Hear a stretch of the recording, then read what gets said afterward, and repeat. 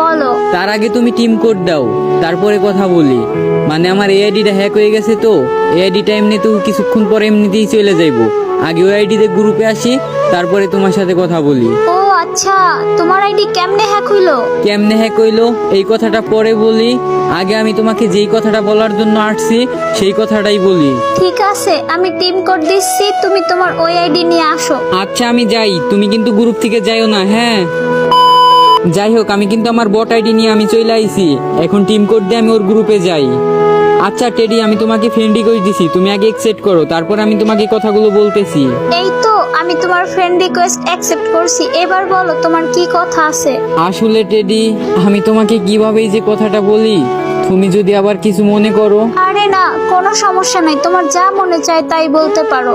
আসলে হয়েছে কি, তোমার সাথে তো অনেক দিন হলো পরিচয় হয়েছে, তোমার সাথেই গেম খেলি, ভিডিও বানাই,